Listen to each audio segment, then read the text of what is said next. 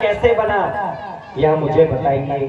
तब श्री सूची महाराज कहते हैं पुटाभ्याम चारु चक्षुर्भ्याम पतिता जलबिंदवः तत्राश्रु बिंदुतो जाता वृक्षा रुद्राक्ष संज्ञकाः।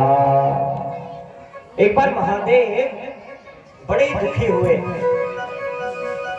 बड़ी चिंता में मग्न थे महादेव।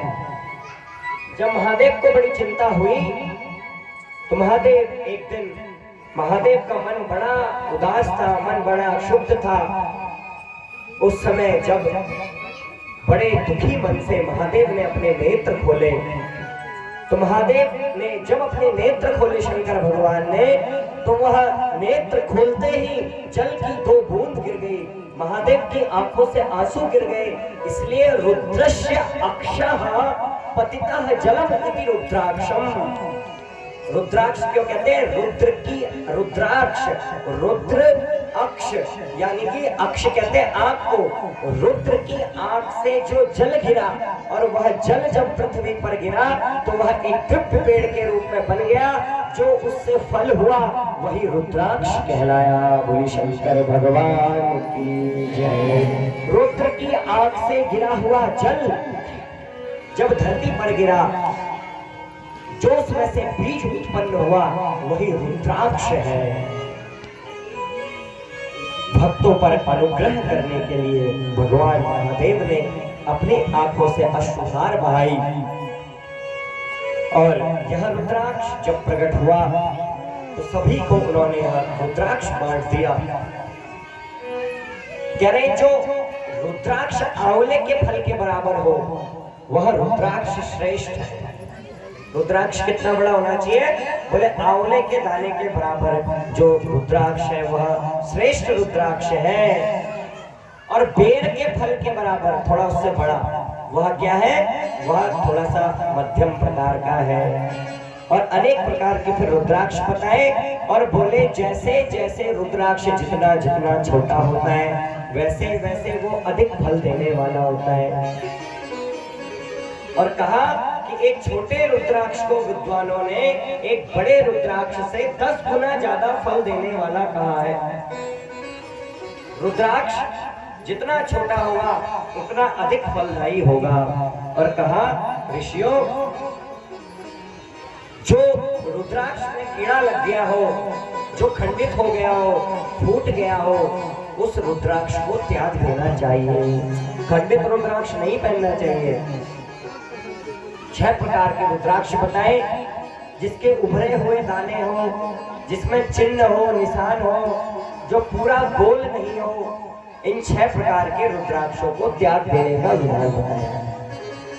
और कहा कि जो मनुष्य रुद्राक्ष पहनता है उसको देखकर तो पाप स्वतः ही छोड़कर भाग जाता है। शिवेति व्याहरंश्चैव दृष्ट्वा पापे प्रमुच्यते। जो रुद्राक्ष पहनता है ना, वो रुद्राक्ष को देखकर ही यमराज के दूत उससे दूर भाग जाते हैं। और देखो हम लोग कहते हैं कि महाराज तुलसी पहनने में तो बड़े विधान है। कहते ना, आप भी सोचते हो कि जो तुलसी पहनता है उसके लिए तो बड़े नियम है। उसको लहसुन प्याज नहीं खाना चाहिए, उसको मांस मदिरा नहीं खाना चाहिए। और बोले रुद्राक्ष, बोले रुद्राक्ष पहनने वालों को तो सब चलता है। ऐसे सोचते हैं ना कि तुलसी के तो बड़े नियम है, लेकिन महाराज रुद्राक्ष के लिए तो सब चलता है। रुद्राक्ष पहन के कर सकते हैं ना सब। ऐसा नहीं है। रुद्राक्ष की महिमा के लिए भी शिव पुराण में कहा है कि मध्यम मानसम तुलह तुलम प्लांडं सिग्रूमेव च श्लेषमान्तकं विंगवराहं भक्षणे वर्जयेत् ततः। कह रहे हैं कि जो रुद्राक्ष धारण करता है उसको भी चाहिए कि वो गलत चीजों को ना खाए पिए। वह मदिरा, मांस, लहसुन, प्याज आदि का सबका त्याग करें। तो सिर्फ तुलसी के लिए ही नियम नहीं, जो रुद्राक्ष धारण करने वाले हैं उनके लिए भी रुद्राक्ष धारण करने का यह नियम बताया गया है। और कह रहे हैं कि जिसके गले में रुद्राक्ष नहीं है, जिसके मस्तक पर त्रिपुंड नहीं है, जिसके मुख में पंचाक्षर नाम नहीं है, वह तो जो है यम के लोक में ही जाएगा। यश्याम के नास्ति रुद्राक्षम त्रिपुंड्रम फालपट्टके मुखे पंचाक्षरम नास्ति अमालयमालयम्। बोले जिसके मुख में भगवान का नाम नहीं है, जिसके गले में रुद्राक्ष नहीं है, जिसके मस्तक पर त्रिपुंड नहीं है, वो तो अवश्य ही यम के पास ही जाएगा। बोले अगर यमराज के दूतों से बचना हो तो हमेशा गले में रुद्राक्ष धारण करना चाहिए।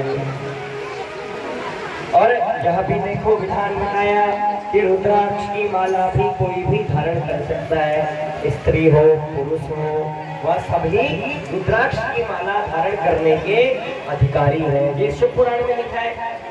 और हम लोग सोचते हैं कि माताओं को, महिलाओं को शिव पुराण नहीं, रुद्राक्ष नहीं धारण करना चाहिए। तो महिलाओं को, माताओं को भी रुद्राक्ष धारण करने का विधान है। बोले शंकर भगवान